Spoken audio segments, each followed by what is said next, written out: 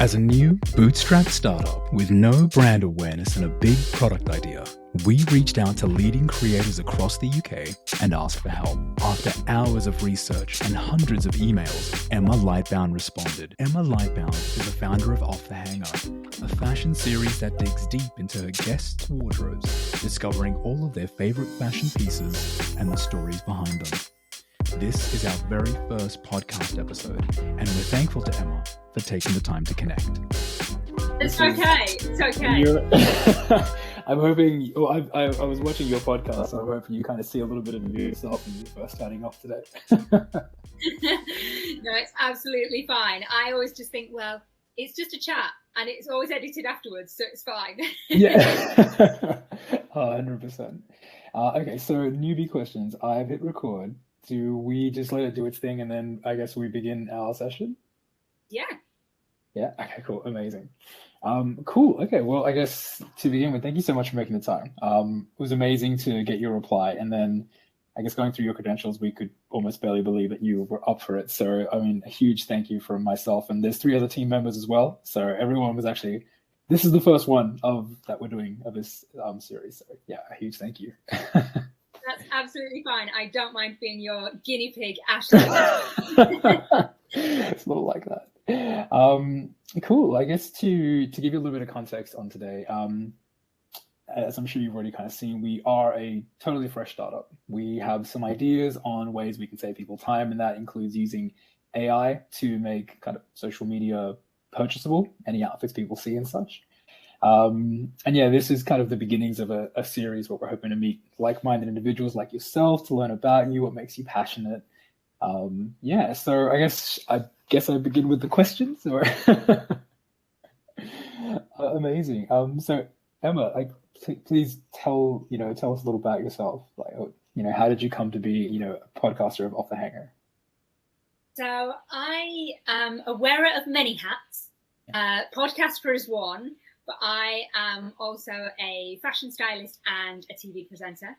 And I've worked in the fashion industry for, I'm going to say it out loud, it's going to give away that I'm really old, 23 years. I was a fetus when I began. That's what it was. I am actually just that old. It's fine. So yeah, I've worked in the fashion industry my entire career. Yeah. And I love creating, whether that's in my actual day job, in professional environment, or just outside of work. Being creative has always been just a huge passion of mine. And I loved the idea of making Off the Hanger, making a podcast where we basically had these lovely chats and connections with interesting people to have a little dig about in their wardrobe and find out all the exciting things that they've got in there and all of the stories that go with them. And so, yeah, it's been going now for almost a year. We're coming up to the first birthday, and it's just fabulous. And I'm always so grateful for every guest that I have and the time that they give and the effort they go to rummage through their wardrobes and pull out all of these pieces. And it's just a really brilliant, fun thing that I get to do. And what led to that as the concept that you wanted to explore? You love to create and you love to connect with these stories. There are so many ways you could have gone about that. What specifically was it about the Off the Hanger format that drew you in? So I've had a YouTube channel for quite a long time, and I've made various, oh my goodness, I've been doing YouTube on and off since 2010, I think, was the first venture into YouTube that I had. And that was actually a little kind of YouTube channel that was about the best apps for your phone randomly. So it was quite techy, but very kind of feminine led. So it was all about like the best shopping apps and the best photo editing apps and the best ways to create content and all of that kind of stuff. And so I did that a very long time ago. And then on and off, I've had a kind of not a basic YouTube channel, but like your average YouTube channel of doing bits of vlogs and here's a shopping haul of things that I bought and here's a styling video.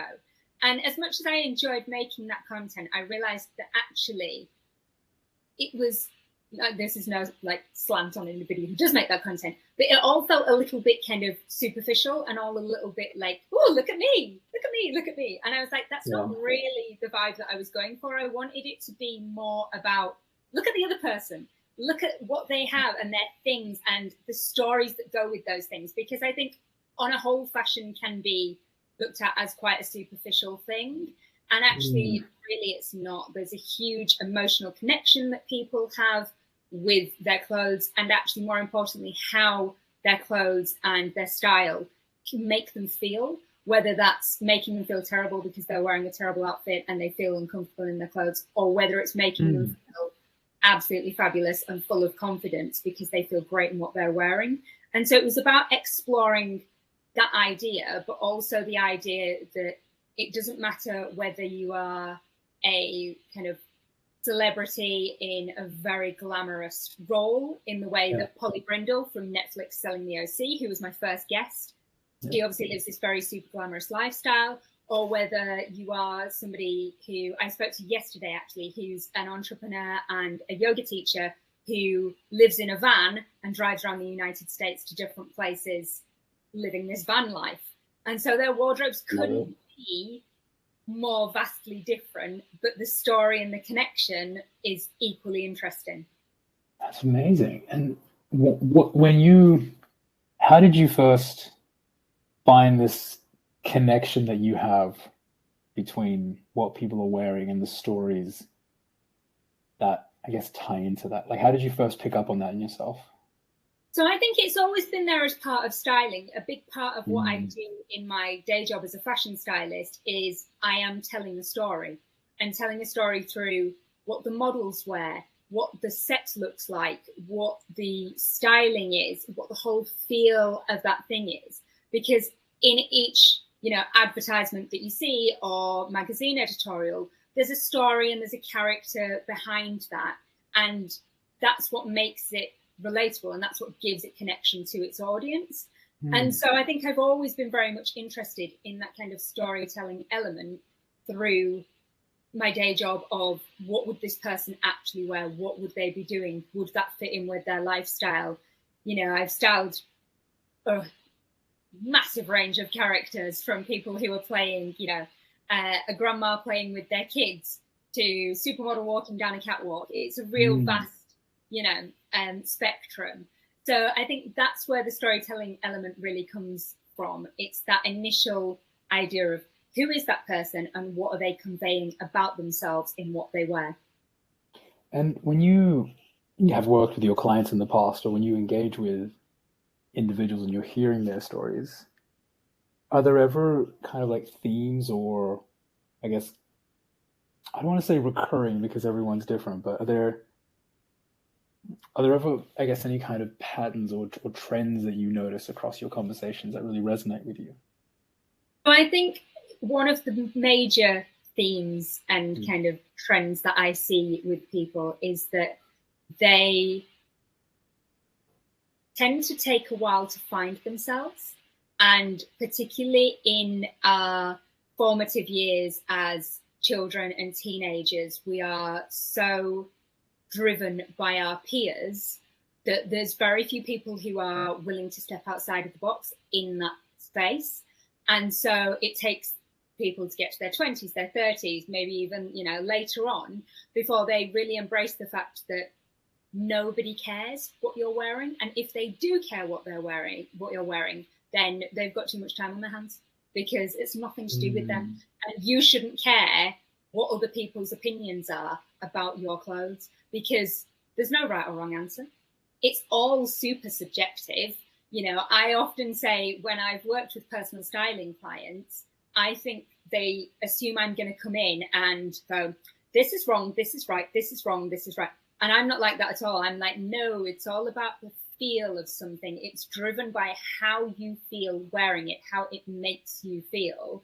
And if that is rocking up to the office in, a pink ball gown and big biker boots, because that's who you are, then you should be that person. That is, obviously there's dress codes and things that in life sometimes we do have to adhere to. But I do think it's about expressing yourself, and even in the most kind of formal corporate environment, there's still ways of expressing your personality through what you wear. Would you be open to me asking you a little bit about kind of your style / wardrobe journey and how you've noticed yourself evolve over the years? Yes. So I think I was very much in that same mindset of, as a teenager, I didn't step out of the box. I wore what everyone else was wearing, and I was very happy to conform, even though there were definite times when those things were not for me. Those clothes did not work for my body shape. They were really not the vibe. And so thank God social media was not as prevalent when I was in my teens. There is very little photographic evidence I know, right? teenage fashion horrors, which I'm very grateful for. Reminds me of like old Facebook profile pictures. It's like, oh, please get rid of those. Exactly. It's like, oh my God, what was I thinking? And actually, I was talking to a guest on Off the Hanger the other day, and she was saying that she doesn't regret any of those fashion choices because at the time, at the moment, in that moment, she felt them and she felt that they were right. And so now that she's evolved and she's a different person, she doesn't look back negatively on her previous self. She just goes, that's where I was in that time, and now I'm moving on. I'm a little more critical than that. I'm a little bit like, oh God, what were you doing? Why did I stop you? And I guess to your mention of social media, if you kind of reflect on your own journey, how has social media impacted, or has social media impacted your wardrobe in any way? And if so, like, how have you noticed that impact? So I definitely think that social media for me has been a positive impact on my style and my fashion journey, because I think it allows you to be braver, and not that you need the permission to be braver, but I think sometimes if you live in a small town, or you don't live somewhere that's, you know, particularly fashionable or stylish, you can feel really out of place. And so I'm originally from a small town in the north of England, and I still go back there and visit family and things, but as myself now, and I constantly get asked, are you going to a wedding? Where are you going? Are you really dressed up? I'm like, I'm not really dressed up. This is just who I am as a person. I just like to wear nice things. I don't buy things and have them sit in the wardrobe. If there's something that's in my wardrobe, it's getting worn.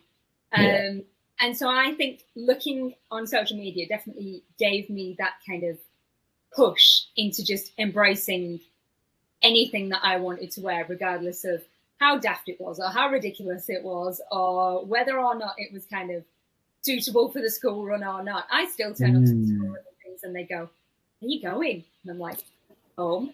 Like, I'm working from home today." Right, I look really fancy. I'm like, thanks.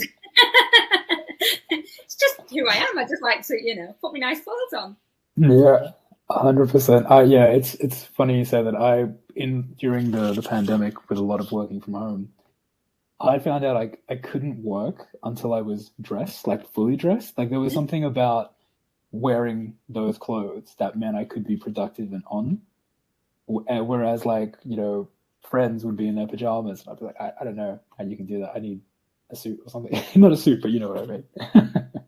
I completely agree. So I've always been a freelancer. So I've always worked from home. I always have admin days at home and things.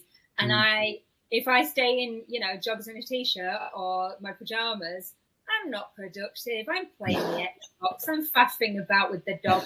I'm not actually getting any work done. Whereas if I get dressed, then it's the routine of it. And I think as, you know, freelancers and people who work from home, especially during the pandemic, a lot of people lost their routine. And so it was just instilling that routine into you that I think switches your brain from, okay, this is relaxing home mode, getting breakfast, whatever, into work mode. And I think clothes really can do that. 100%. And looking to, like, Off the Hanger, where would you say your vision is? Like, where do you see it going? You know, if someone was to ask you, you know, 3 to 4 years, like what is taking place for you there? So I would really love for Off the Hanger to keep growing, to keep getting more and more fabulous guests. I am always kind of open to guests, whether they are somebody that nobody's ever heard of, but they've just got a great sense of style and a great story, or whether that's super high celebrity. But my real dream for Off the Hanger is that one day I could get it commissioned for TV, because the idea of physically going to people's houses with a camera crew and rummaging through their wardrobes, that's my dream. I am that nosy. That is such. I can easily see that being like a Netflix series. It would just be so much fun, and I think it's that.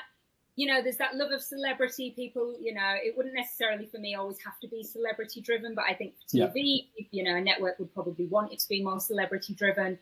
But just the idea of it being kind of MTV Cribs-esque, where you kind of turn up to the house, but then actually rummaging through their wardrobe and hearing the stories of each of these pieces, because there's so many amazing stories that come out when people talk about their oldest thing that they own, or their childhood memory piece, or just their, the thing that makes them feel most confident. I think it's a really interesting kind of chat that we have. Can you remember, I guess, some of the first stories that you kind of first felt that connection with? In my own wardrobe, or? No, with guests that you've connected with. With guests. Yeah, so there's been so many. There's obviously, my favorite question on the podcast is, what is a fashion faux pas or wardrobe malfunction that you can tell us about? Because I am literally president of the Wardrobe Malfunction Club. And I am just a natural disaster, and these things happen to me all the time. And so when you see people on social media, and I think you look at them and go, oh my God, they're perfect. Their life's perfect. I bet they've never been to a restaurant wearing a white shirt and thrown their entire plate down them. And then you actually talk to these people, and everybody has a story. Everybody has some sort of fabulous story, which then just eases the fact that even now these things still happen to me. I was on a shoot a couple of weeks ago wearing a ridiculous pair of heels and walked towards camera and fully just stacked it and fell on the floor in the middle of the street. Oh no! And it's fine. I've learned how to crumple. I'm like a stunt woman now because it's happened so many times. But it's really reassuring when you hear that, other people have these mishaps. It's not just me. It's happening to us all. And I think it breaks down that barrier of looking at everybody on Instagram and going, oh my God, they're perfect. Because it's also the stories about people's insecurities. And I know from my personal story, and I know I've heard this story from a lot of other guests, about how when you have children, you kind of lose yourself for a while. There's that period when you first have a child and you've got a newborn and you're not sleeping and your hormones are all over the place and none of your clothes fit. And it's that feeling of, oh, I'm not quite sure who I am anymore, because I was Emma, but now I'm somebody's mum, and that feels very different to who I was before. And do I ever get back to being just Emma, or am I now just always somebody's mum? And I think clothes had a massive impact on me in that respect of getting back to being myself. Like the first day that I kind of went out without my baby and I had to go to a meeting, I got dressed up. I made sure that I was wearing something that I felt amazing in, and I kind of went into town and I really felt like me, even though, here's the TMI, but even though I was still breastfeeding, so I had milk leaking from my boobs, which is not pleasant, but I was hiding it well in a fabulous outfit, so it was fun. These things happen to me, this is what we go through. But it was very much, I put on that outfit and I was like, oh, here I am. I looked in the mirror, and even though I wasn't my normal body shape or my normal size, I still looked in the mirror and went, oh, there she is. I remember you. You're not just some mom who stays up all night feeding a baby. You're, you. So what do you think it is about clothing that prompts us to feel different about ourselves? We obviously look different in different clothes, but there's this reaction that we have sometimes to the things that we wear. I guess quick random example. I love street dancing. Got into it when I was young. Would find streets, cool areas in London, play music and dance. How I dance in a pair of Vans is completely different to how I dance in a pair of Jordans, and it's because the feeling of the shoes is different. There's a different energy, different music that what is it about what we're putting on that is shaping how we feel about ourselves? I think it's very difficult to pinpoint exactly what it is, but there are so many examples of it being there. So I often say, if I'm having a bad day, I'll just go get changed, because the energy in what I'm wearing isn't right. Something is not right there. And the easiest way for me to fix that day and to fix that energy is to just go put on a different outfit. And I know that that will have a huge impact on it. And it's interesting because I've done quite a lot of volunteering with a charity who provides interview clothing to long-term unemployed men, whether they've had mental health issues, whether they've just not been able to find work, whether they've come out of prison. And a lot of the gentlemen who come, and we basically do a styling session with them. So they have loads of suits donated from brands and individuals, and then they get to come and a stylist works with them and gets them the perfect interview outfit. And the difference that outfit can have on these individuals is mind-blowing. I've seen people walk in just really demoralized, suffering with depression, having, real mental health struggles. And I'm not saying they put on a suit and all that goes away, but they put on that suit, they stand and look at themselves in the mirror, and they see value, and they see confidence, and they see a person kind of worth fighting for. And so many of them are so sweet because they put it on and they go, I've never worn a suit before. This is the first time I've worn one. And then they don't want to take it off. I literally pack their own clothes away for them into a bag, and they leave wearing this suit in the city of London, looking like they're any other top-notch businessman, not somebody who's struggling for employment. And I think it gives them the confidence when they then go into these interviews to then be successful and get a job, and then, start improving their lives. I feel like, as you said, that there's like an element of association. It's like we build these associations with these things that we wear. And when we wear them, we almost have some of that rub off on us, But also, it's not just it rubbing off on us so it's not like it has, I guess, the strength and we don't, because we're selecting it. Like, we're actively choosing what our strength is going to be that day, if that kind of makes sense. I don't know if this is making sense, but as you're saying this, like, these are just some thoughts that are kind of just... It does. It really does make sense. So I have a thing that I always say, a red lipstick is my superhero cape. If I need to feel exceptionally confident, whether it's I'm going to a meeting or I'm just, I'm standing on stage presenting or doing whatever, if I've got a red lip on, I really mean it. I'm in business. I am my most confident self. I don't know why it ends up all over my teeth, but it's still fine. And I still feel fabulous with it. Just another list of the disasters to add to the but it's something that instantly makes me feel great every single time. And I put it on and I know I'm going to feel fabulous. And I can be wearing the most basic outfit, but that one simple thing can make all the difference. These associations that we build with this armor that we put on, have you ever seen things on, for example, TV shows, movies, or any kind of like video content where you've thought, wow, like that is a nice outfit, for example, that is like something I'd consider owning?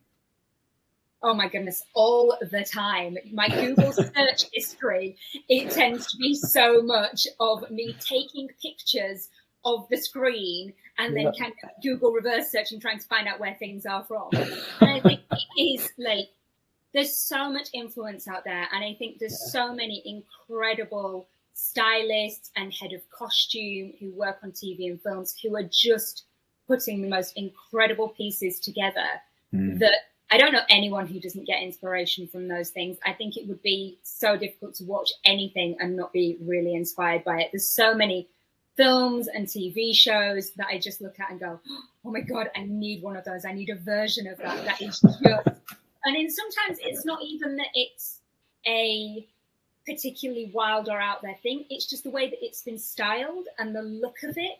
I think it's that sometimes that's the real inspiration. It's actually how somebody's put it together more so than it being that specific piece.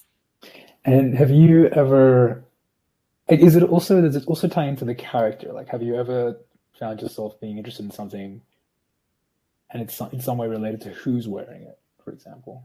Oh, completely. Yeah, I definitely think that there's characters in certain things where you just think, oh my God, they're so fabulous. They're so well dressed.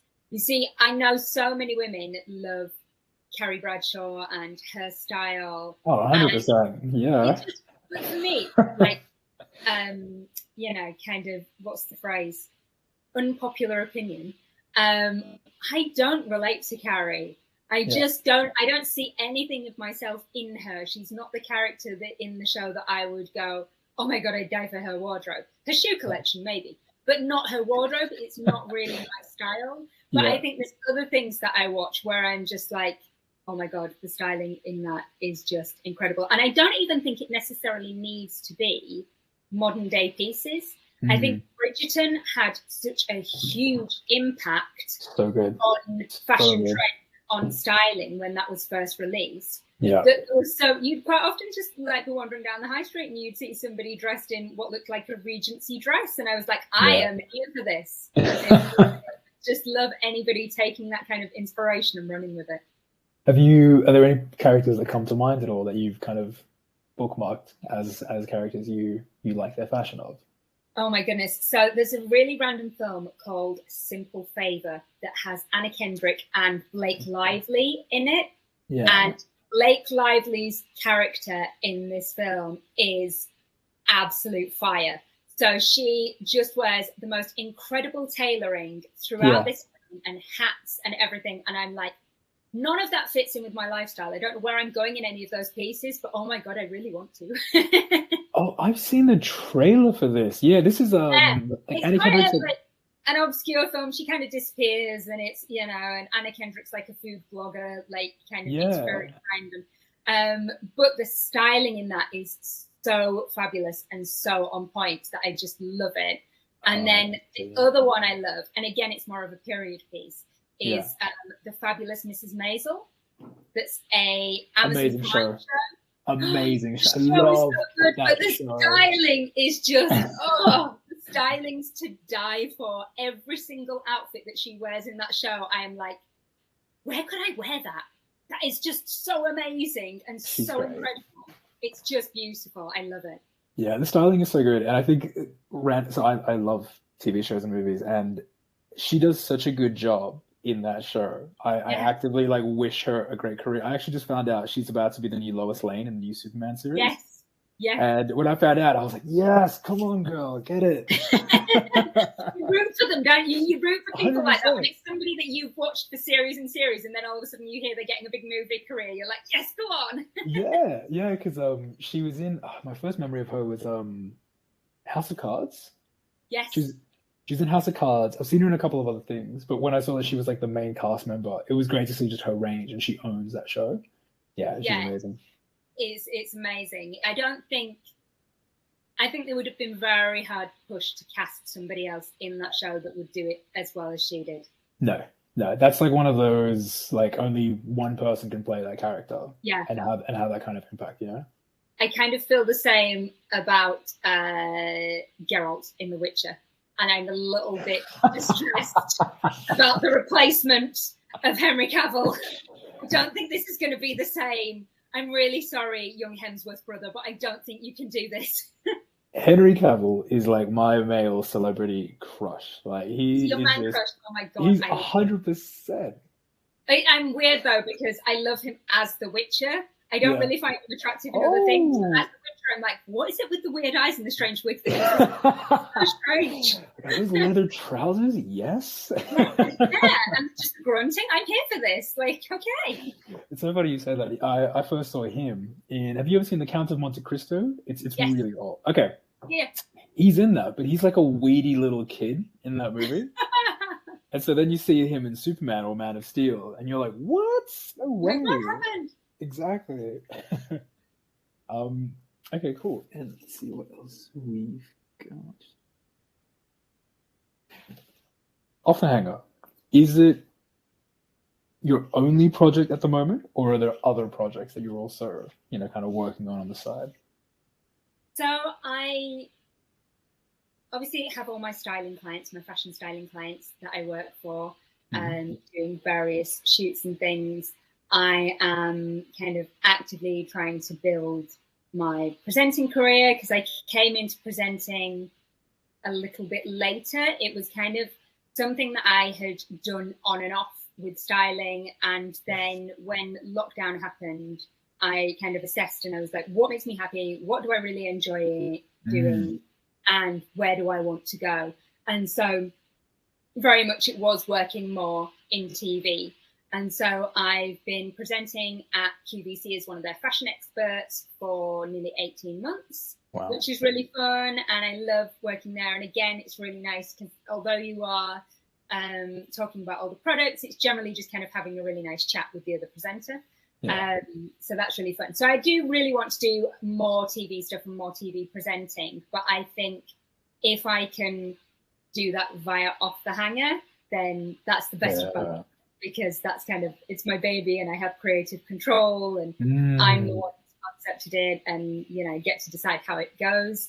But I just think, yeah, it would be amazing to be doing more of that. Is there like flexibility for you to kind of use Off the Hanger and position it? I'm sure you've already done this, like to your existing connections and say, hey, like there's maybe the beginnings of a series here, for example. Well, I wanted to kind of build numbers with it first because I think very much so because of social media, I think a lot of production companies and TV networks, they want people with a ready-made audience. They want people to come along with a decent-sized audience. It's why you get a lot of reality TV stars and influencers doing more TV work and mainstream TV work because they come with a ready-made audience. So it's just about the process of building the audience for it at the moment, getting it really well established, I think, and then kind of taking it to somebody and going, look at this thing I made. Wouldn't it? And how are you finding like the process of building out the audience? Because you've been doing this for some time, right? So you've got like some best practices. Yeah, I've been doing it for a while. I think sometimes I think it can be really easy for people. I've never been one of those people where I've put something up and then overnight it's got 1 million views and I've got like 1,000 subscribers. It's never really like worked out that way with me, but I just think it's a consistency thing. I'd rather build a genuine audience of people who love to watch it or love to listen to it and are excited to find out who the guests are and like are passionate about it, rather than kind of people who don't really care. They've just dipped in and out. They've seen it once. They've hit subscribe. You know, I'd rather it was about people who really enjoyed it and had a smaller audience and then built it that way, rather than it just being kind of a massive thing that doesn't actually, you know, float people's boats. And how does one do that? You know, like, so you've got these interests and you know what you connect with. How do you find people that are on that wavelength? Like, is it producing the content you love and letting it get out there, or are there other things that you're kind of exploring to do this? So I think it's a balance. I think there's no kind of perfect solution. I think so many people go about it in so many different ways. I tend to be quite active on social media in promoting it, but also, and it varies with the guests. Some guests are really active, really keen to promote it. They've given their time up. They really push it when their episode is launched. And other guests just haven't even mentioned that they've done it. And I'm like, oh, I've given my time to something. I'd probably push that I'd done it and I'd let people know that I'd done it. Otherwise, why did you do it? There was a very frustrating one. There was a lady who had a very large audience, like a really, really large audience. And she came on and she was fabulous. And I loved chatting with her. And then I kind of said, you know, I've made some social posts and stuff. I don't know if you want any of them to share with your audience. And she went, oh, no, I don't think they really like me. I was like, what? She was like, she was convinced that if she posted it on there, she would just get loads of flack from people going, oh my God, you think so much of yourself. And I was like, but you have all of these people. All of these people have taken the time to press the follow button because they are interested in you. Yeah. You wouldn't. And so I was like, okay, fair enough. That's fine. I like, if you share it or don't share it, it's absolutely fine. But, you know, I was just so baffled by that comment of, I don't think they like me. I think they must do, otherwise they just unfollow you. That's so interesting. So I guess for you, so you have your following. Do you see yourself as, like, do you feel comfortable just being yourself completely in front of your audience? Absolutely. Yeah. I think the more, because I've learned over time that the more stuff I post where I am my natural, true self, Yeah. the more people engage with it and like it.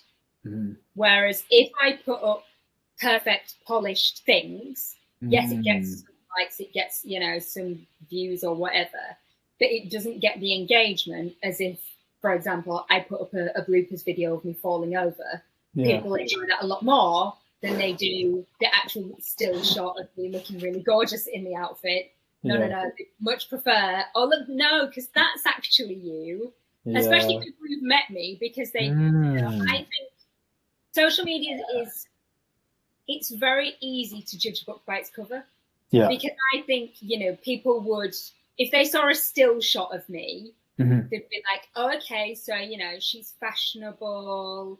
I tend to get, you know, people assume, oh, middle-class white woman. And then I open my mouth and I've got a big, juicy northern accent and I swear quite a lot. And it's, you know, and I tell things about, you know, breast milk, lipstick on my teeth and just these things that come out of my mouth because they're in my brain. And I don't think my personality necessarily is the perception of what I look like.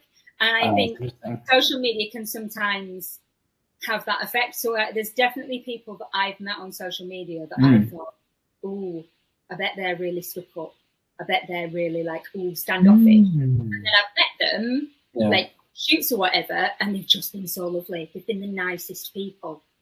And I think it's really difficult if you're not putting all sides of yourself out there for people to actually know who you are. And yeah, there's bits that you know, obviously you don't put up every scrappy of personal life, because I don't think anybody would or should, because I think that's too much. I think there's always got to be bits of your life that are, you know, yours. But when you're building an audience, it's really important, and it's such a wanky term, to be your authentic self. Just so that people can really kind of get to know you, because that's why people follow you. That's why people engage with the stuff that they do, because you made it, you did it. It's, you know, your thing. Where is that line between? So, just to build a model in my head. So, is there like a line between like you and what you convey, or is it more like on a topic level that you kind of have that separation? I think it is more of a topic level. There are bits where the lines kind of blur. Yeah. I think there's never necessarily stuff that I would put up that's like super negative. I tend not to try and post like really negative things. Obviously, you know, if you're having a bad day and whatever, like, for example, I broke down on the M25 and the RAC left me there for 5 hours. So my Instagram stories that day were a delight, just basically getting more and more rage as the day went on. As I sat in the amazing.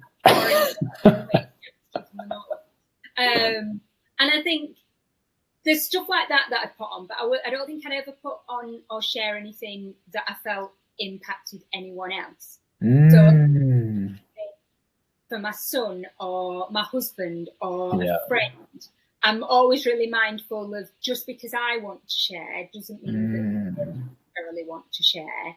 And so there is that kind of separation between things that we do all together as a family that don't get seen on social media. And also I think there's like, I'm always very conscious of the virtue signaling thing. Like, what's that? I do. So like, obviously I will go and volunteer with a charity. Yeah. I don't really shout about it all the time. It's not something that every time I go, I'm like, oh, look at me, I'm such a nice person, I volunteer at a charity.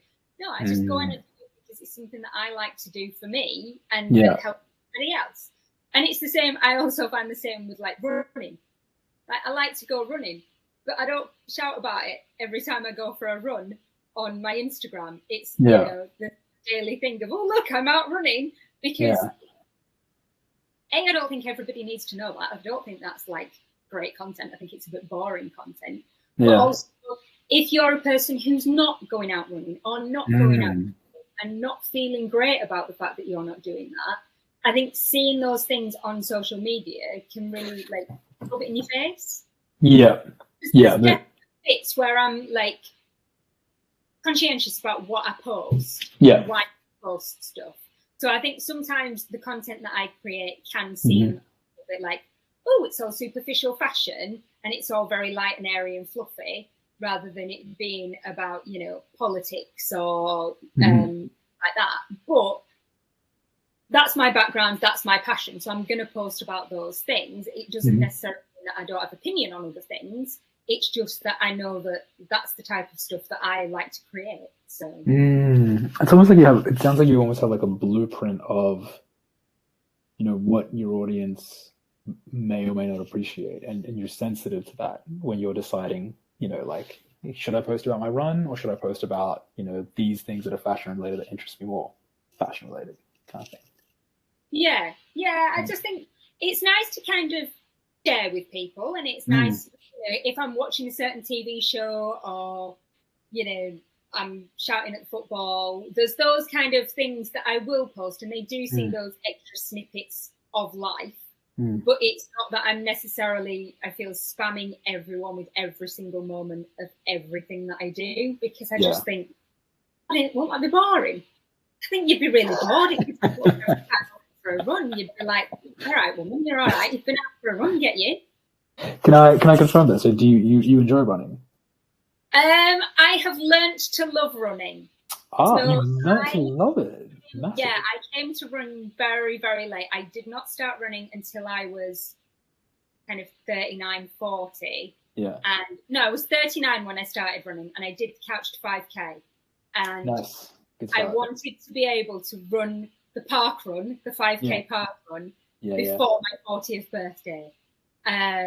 Because realistically, I'm a bit of a sloth, and exercise is not really something that I'm that on board with.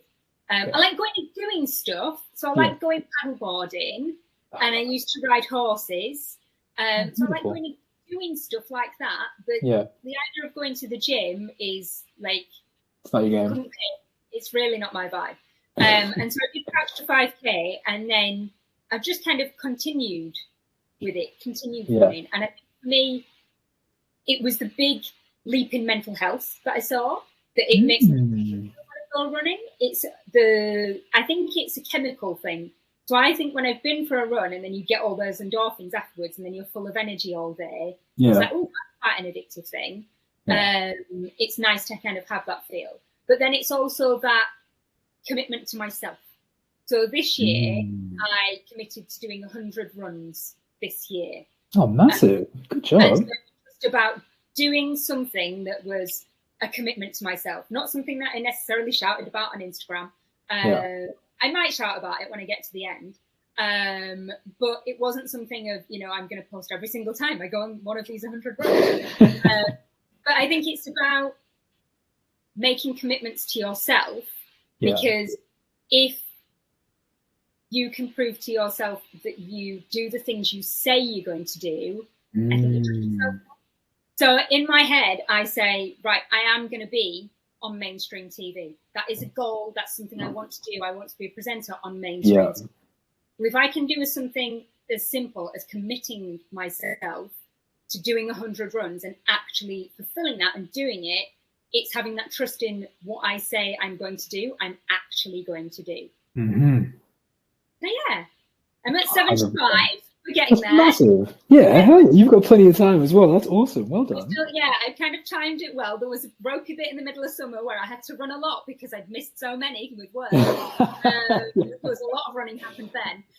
But yeah, I'm steady to the end of the year, I think. Amazing. I just asked because I love running. I'm obsessed with it. Like, I don't shout about it either. But have you ever used Strava? You see, no, I don't use Strava because I'm not into anything that publicizes the run. yeah, that analyzes me too much. I really like the Nike Running Club, because they have like 5-minute runs, and when you do it as a guided run, the coach basically says to you, they're just like, it doesn't matter if it's a 5-minute or a 50-minute run. It matters that you ran and you started, and that's the only thing that matters. You're actually out here doing it. And that was a big thing that I had to get over, the idea that every run had to be 5K. Well, no, it doesn't. Some can just be like a run around the block that takes me 15 minutes, and that'll be all right too. But yeah, so I'm not into tracking things like that in the same way that, like, I don't weigh myself. I'm not into tracking how much I weigh or anything like that. It's those things where I'm like, you just need to go off and do the thing and be happy that I did the thing. Yeah, 100%. 100%. Do you ever, like, so when you achieve these milestones, so you're 75% to your goal right now, do you ever give yourself like little gifts or prizes to kind of congratulate you for your I'm laughing because I literally said this the other day to my husband. I was like, when I get to 100 runs, I'm going to go buy myself some new running trainers. Yeah, right. Because, you know, the old ones have just been through, like, not just 100 runs. I've had them for like quite a few years since I started running. So I'm like, the old ones have been through a lot. And also we're doing a it's kind of like a Tough Mudder, but it's a muddy dog challenge. You do it with your dog. Where are you doing that? I did that the other day. It's so great. Yeah, I'm doing it at Tunbridge Wells, and it's to raise money for Battersea. Yeah. And so I feel my trainers are not going to make it through that. So, a quick piece of advice: when you get to the end, which is extremely muddy, definitely take your shoes off, because when I was doing it, someone said to me that pit is about 70% shoes right now. So I was like, that's disgusting. Oh my god! Well, my dog is a mud monster anyway, so I just feel that this is going to be the greatest day of his life. So it's him and me and my 9-year-old. Love it. This madness.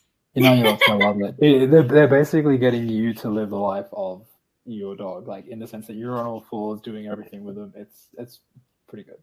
That's pretty good. I'm really looking forward to it. We were supposed to do it in September, but it got cancelled because of the heat wave. Yeah, because it was like 32 degrees on the day we were supposed to do it. So they've now moved it to October. So I'm sure it will be even more muddy. But my Labrador is obsessed with water and dirt and mud. So this is going to be the greatest day of his life. Yeah, your lab's going to love it. Your lab's going to love it. And I wanted to ask, you know, with your community that you've built up already, how do you create spaces to engage with them? You know, like to hear from them, to learn from them, that kind of thing. So I think, as much as I say I'm not into tracking things like activities of going for a run or anything like that, I think the analytics of my podcast and on the YouTube channel and my social media, I think, is always really interesting to find out what does well wear and what they liked and what they didn't like, because I think not everybody is always willing to leave kind of comments and feedback.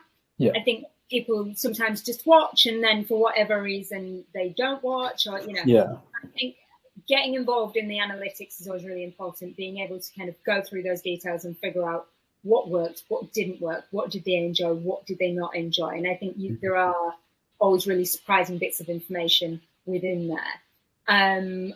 I do really like it when people kind of comment and leave feedback, and I'm always open for chatting with people. And like, there's people on my YouTube channel that have kind of been through so many different kind of interpretations of what the content is that I put out on YouTube, but they've stayed and they still comment now, and they're still really engaged and really active, which I think is really nice, because they're going through this kind of journey with me of the different content that I put out. But yeah, I think it's always nice to kind of connect with people and have that chat and that conversation, because you can just ask people, oh, did you like that? Or what didn't you like about that? Or you know, is there a certain guest that you'd like me to try and get? Is there a certain type of person that you'd like to hear from on Off the Hanger? It's really good to have open dialect with people. And how do you, so let's say you're getting a lot of advice from people, or they're telling you their preferences. You have your vision for Off the Hanger and where it's going to go. How do you marry that up? Like, does it become suddenly you edit everything in alignment with what's getting traction from like the analytics, or is it you're picking bits that resonate with you and going in that direction? I think so much of it is instinctual and gut feeling for me. I think as much as I want it to grow, as much as I want it to get lots of views, it's also a really selfish thing of I just want it to be doing. I get that. No, I get that. That's why I'm asking. Like, that's what I took about. It's my thing. I made it. My rules and my way, and this is how it's going to be. If watching, I promise I wouldn't be like that any long. No, I would have cut that out too. Don't worry. But I really resonate that with what you're saying. Because I started my career as a model, and I modeled for 17 years. And in that kind of space, you don't get any creative input. Okay. That's not your role in the shoot. So you turn up, you have your makeup as somebody tells you to have it. Your hair is done as somebody tells you to have it. You wear exactly what somebody else wants you to wear. You stand in a way that somebody else wants you to stand. You smile, you don't smile. All of these things are controlled by other people, not you. And so very much when I moved into styling, it was about taking some of that control to be able to create things on my terms and how I do things. And so it's very much the same with Off the Hanger in that I didn't partner with anybody else. I've not got anybody else involved. I am the one creating it and making it so that it is done in the way that I want it to be done. And I think a really amazing example of that is Amelia de Moldenberg, who does chicken shop dates.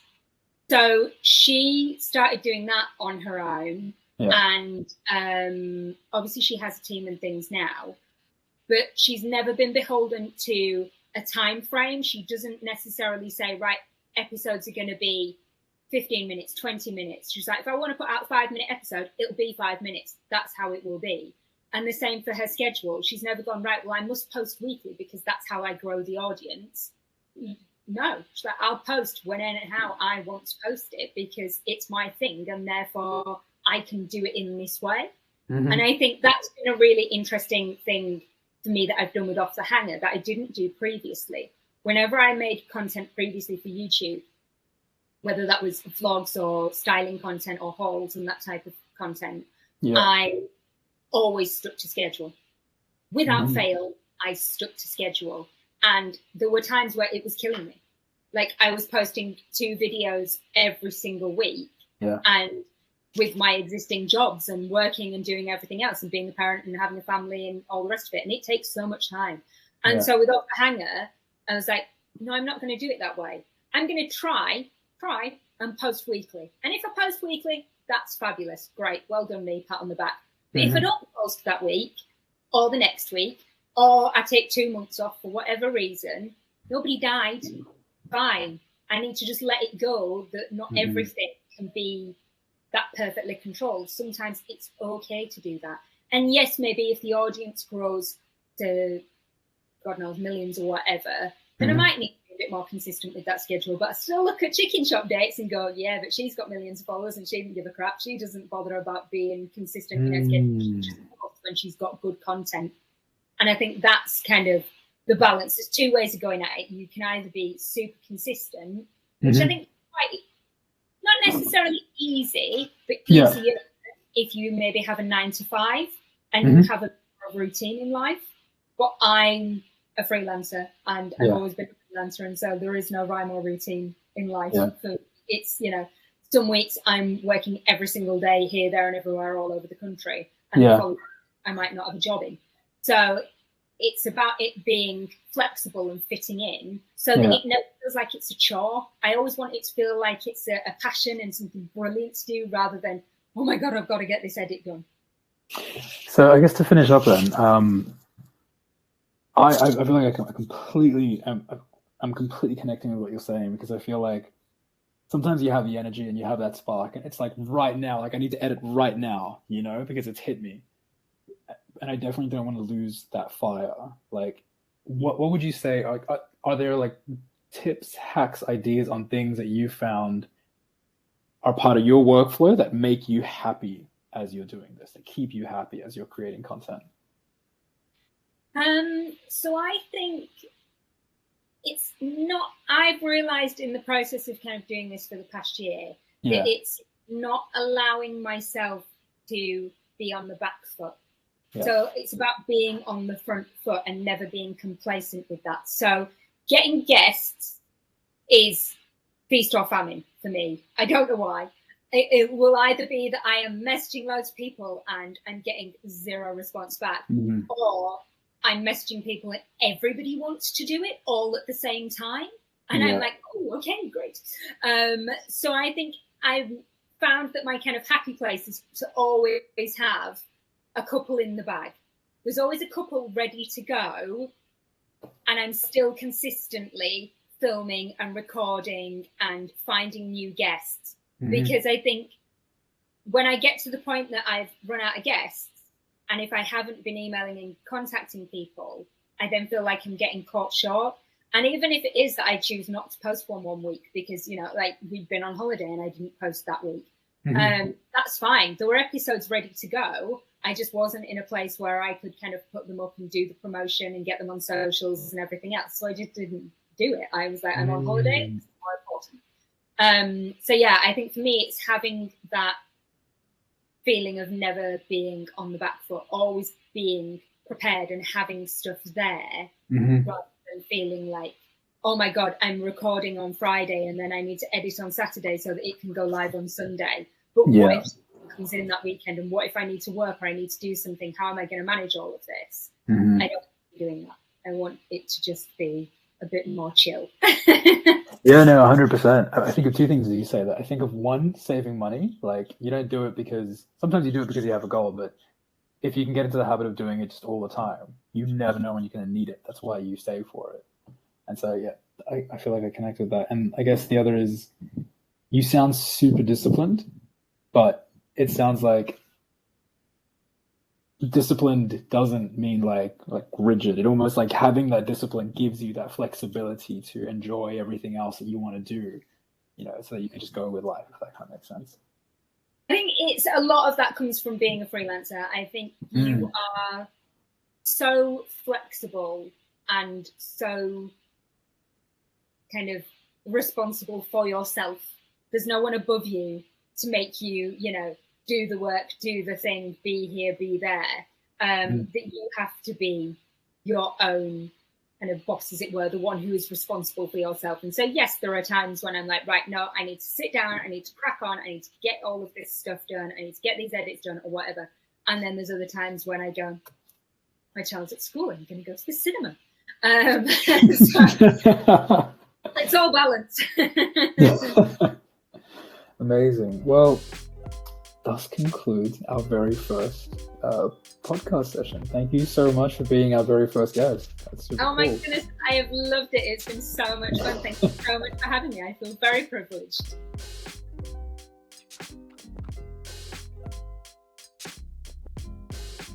Okay, so that was the recording of our very first podcast. Really exciting experience. Definitely a little bit nerve-wracking at the beginning. Emma, you are absolutely lovely. Thank you so much for making the first time experience really easy. Emma was also kind enough to recommend a really great podcasting tool called Squadcast, and also refer us to some AI tools that will take out the video, chop it up into its most kind of viral sections, and even include auto captions, which is amazing. So yeah, that was our first one. A little bit embarrassing, but 10 minutes before the end of the video, my camera cut out, which was a really funny mistake to have caught. Emma, being so lovely about it, absolutely held up the show, and I think it's definitely a development point for myself to check out the mic. Also, with some of the footage that we've taken, you might notice my cursor over some of the footage. It is what it is. We're still learning. We're not going to beat ourselves up about it. But yeah, overall, a really exciting experience and looking forward to learning more. So that was episode 1. If anyone has any recommendations on how to best structure the show, how to format it, edit it, or even advice on questions, please feel free to submit them. We're completely new to this experience, but we'd absolutely welcome any kind of guidance you'd want to offer. If you found the show interesting and you want to follow our journey as a new product in market, please feel free to like and subscribe below. Please feel free to add any comments as well that you might have. It will all absolutely be helpful and we welcome it. So yeah, thank you so much, and we'll see you for the next one.